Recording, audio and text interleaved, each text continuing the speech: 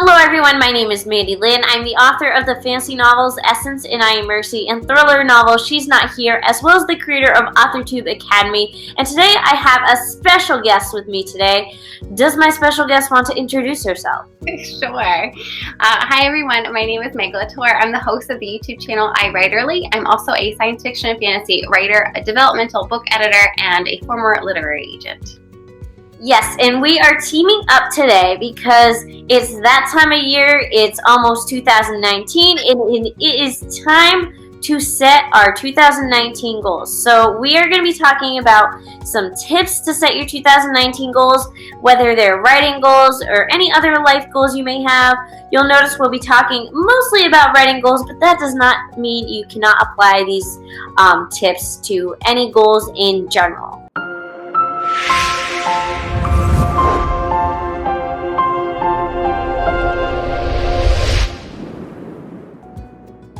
So I guess the first tip is always to just figure out what type of goal you want to accomplish in the first place. So that would be figuring out whether you want to accomplish improving your craft as a writer, increasing your word count, maybe setting some goals for improving your author platform, or just setting some author career goals in general, whether it's like indie publishing related or traditional publishing related. Yeah, so if your goal is to improve craft this upcoming year, you might want to check out some textbooks, or not actually textbooks, but maybe some nonfiction books about the craft of writing or how to write a novel or structure or character arcs. So, maybe consider doing some research that could be incorporated as part of your goal.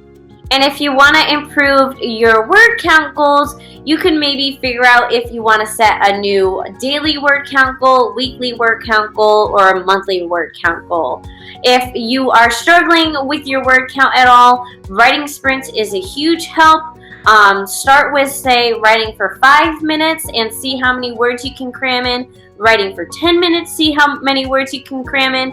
It's all just about maybe in this case quantity over quality, because you can always improve the quality in the second draft. Yeah, so I actually discovered writing sprints during the manuscript that I'm currently working on, and I tried out a bunch of different time intervals, and I found that 20 minutes of writing and 5 minutes of resting and repeating that, and I set timers, has been so helpful with my productivity versus just sitting there and saying, okay, I have 60 minutes, I'm just going to write as much as I can, and then maybe I'd write like 500 words, 1,000 words, whatever it was, in that span of time, because you can only focus for so long before you kind of burn out. So yeah, definitely try some writing sprints if you're looking to increase your word count very quickly, if that's part of your goals.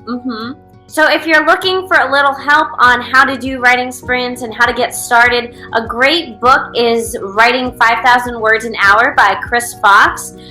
This book is a goldmine of information. You could probably just read it in one day, download it as an ebook, just read through the whole thing, and you'll have a whole new outlook on writing sprints and how fast you can write and how many words you can write. So if one of your goals is to build your platform in 2019, so maybe you've got the writing craft down, you've written many books, you know how to increase your productivity, you've got all that, but you want to build a presence online, consider where you want to invest your time. So some people may want to build an AuthorTuber channel, they want to start a presence on YouTube, other people want to go on Instagram or Twitter or whatever it is. Consider what community, what place you want to have as like your home base on social media, but don't spread yourself too thin. And I think that's something that people do a lot, where they will try to be on every single platform and they just kind of burn out really quickly. So pick the place that you want to invest your time. And I will say that Twitter is a big place for the traditional publishing folks. So if you're looking to query literary agents, a lot of them are on there tweeting tips anyway. So it might be a good place to start. That's a very true point. I've noticed a lot of traditional publishing like action, as you could put it, on Twitter. And then of course Instagram and my personal favorite, YouTube.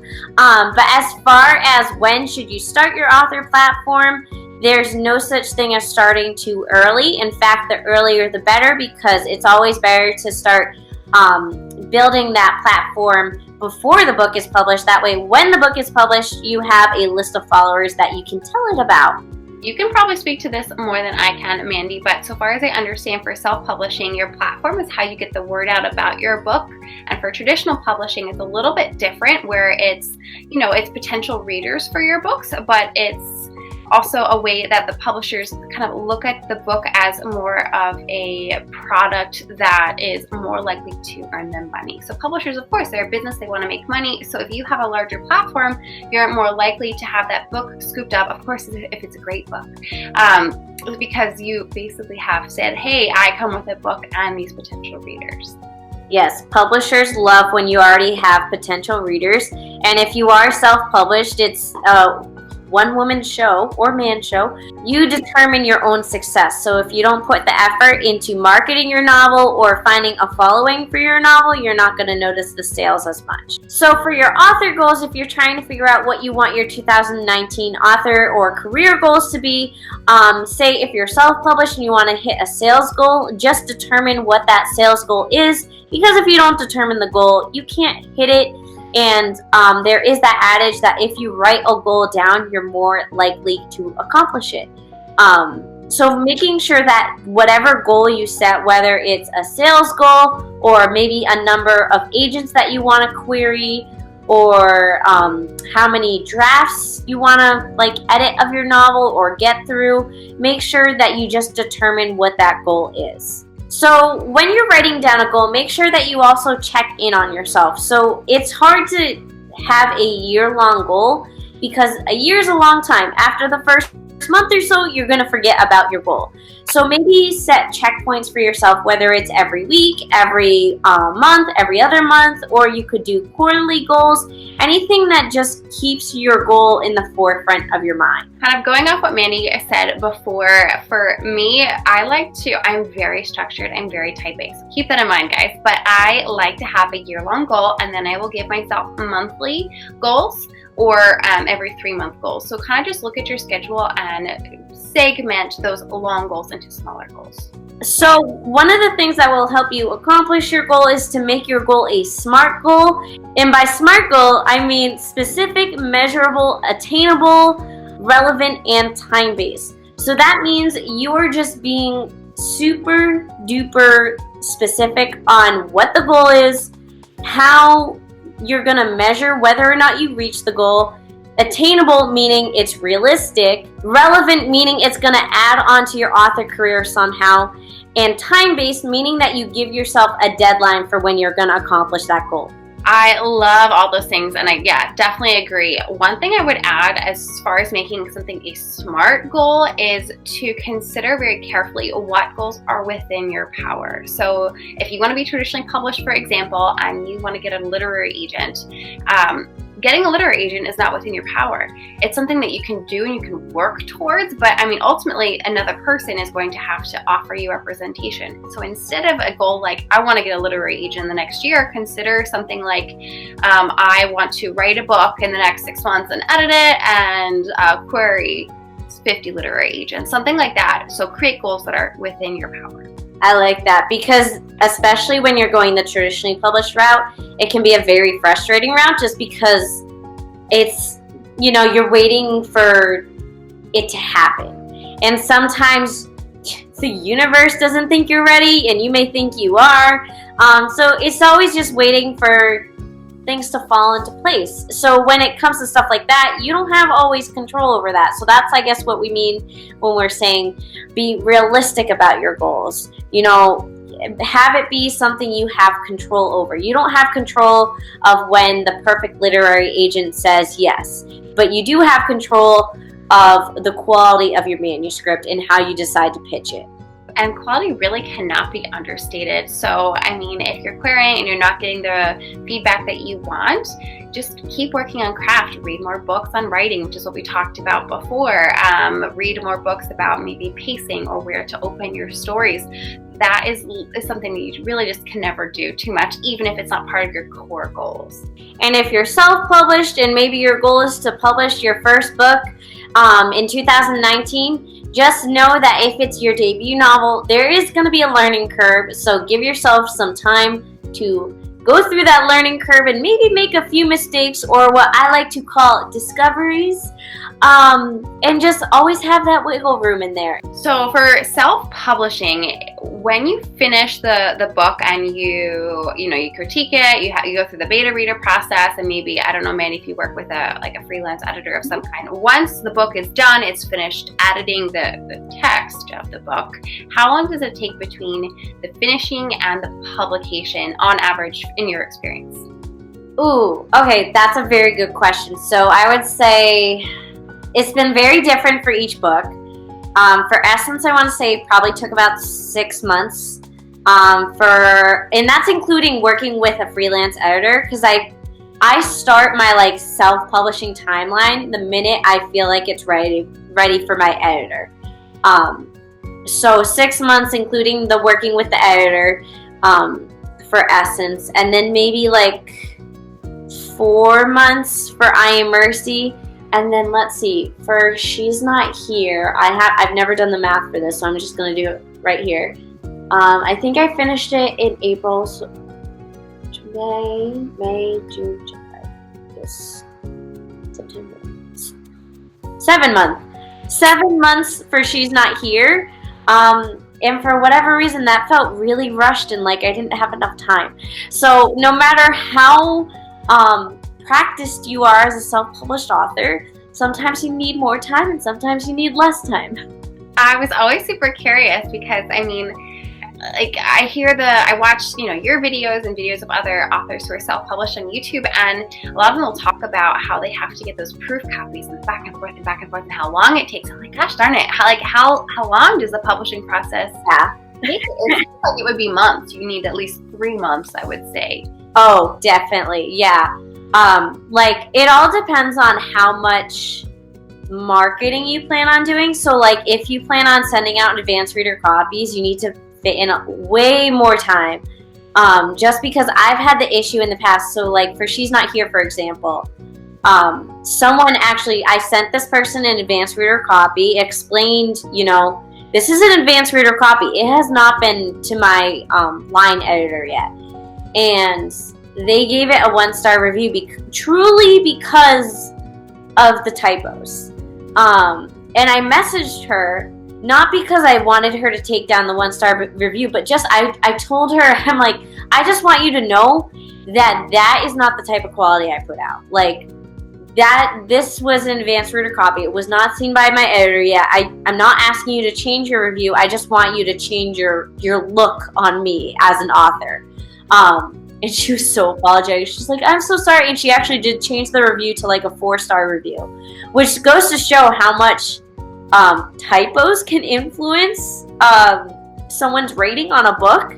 I feel like Vivian Reese made a video about how she had a similar issue with the publishing of her first book. Her ARC copies had typos in it. It wasn't the polished version of the draft, and that she had similar issues. And I feel like she or someone else said hey, going forward, I'm gonna send out the polished version versus sending out that. Yeah.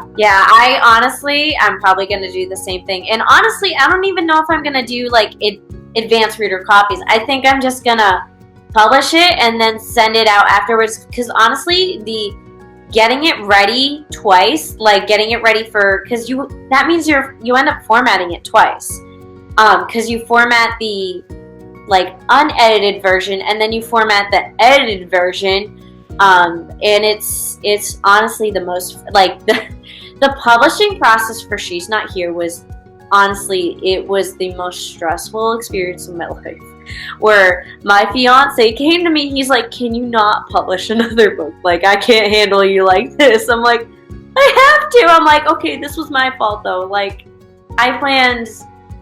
rushed things too much, and I was way too rushed right before the release, and I was just a mess and nothing was going right. And then same with Essence, I rushed too much. The re-release, just so many little hiccups that I didn't anticipate. And I think this kind of brings like full circle back to like going back to like the goal setting. So if you think like your goal, you want to write a book in the next year, but you also want to maybe you want to self-publish it, you have to put all of these things into consideration. You have to think about how long it will take to find an editor. Usually you have to book them like 1 to 3 months out. I book months out. So people are like, can you edit my book right now? And you have to put that into your timeline. You have to put I don't know, the formatting and the cover designer. Again, Mandi, you are the expert in this, so I'm sure you can talk about it. You have to think about these sorts of things depending on what it is that you want to accomplish for your goals. I've become a formatting expert now because I can't remember if I've talked about this before on like YouTube. I formatted She's Not Here while I was away on vacation on my laptop, and I accidentally deleted it. So then I had to format it all over again. Yeah. Like that's like a writer's worst nightmare is deleting like maybe their book disappearing or all this like hard work that you do. You're like, no. Yeah. I didn't delete the manuscript. I only deleted the formatted version of the manuscript. Still hours of work, I'm sure. It was just as painful. So I guess it's time to talk about what maybe our goals are for 2019. Did you want to start off? Sure. So for 2019, those of you who've been following me on my channel, I've talked about this a couple of times, but my work in progress is an adult space opera with fantasy elements and steampunk technology. So that's how I've been phrasing it, because I just can't seem to confine myself to one genre. But anyways, my goal for 2019 is to finish the editing it. So right now I'm finishing drafting it. So I'd like to self-edit and then exchange with critique partners and then beta readers and then eventually query it. I also have plans to outline another book, which will be an adult fantasy. I hope to also start drafting the first draft of this adult fantasy in 2019. So anyone who wants to traditionally publish, like getting a full manuscript request is a good sign. Even just getting a personalized rejection letter is a good sign. Like any personalized response is a good sign. So for anyone out there struggling and like really not enjoying the query process, just know that any response is better than a generated response. Agreed. I will say though that those personalized responses or the full manuscript requests, because I had a handful and I was so excited. I was like, one of these will be the one. And you get yourself all worked up. And then a lot of times, like even when I was working like as at the agency, you might still say no to these full requests. So if you get full requests, celebrate the fact that you wrote a compelling opening chapters, your pitch was great, you're doing all these wonderful things. But if you get a rejection, prepare yourself. Even if you get full requests, sometimes, a lot of times they won't offer for representation anyways. So just prepare yourself. It's okay. And then write the next book. So that just means you are so close. So don't give up. And that's so true, because for those who probably didn't know, because I don't know if I've ever talked about it, for iMercy, I tried pitching it to agents and actually had some luck. And I got, you get really excited. You're like, oh my God.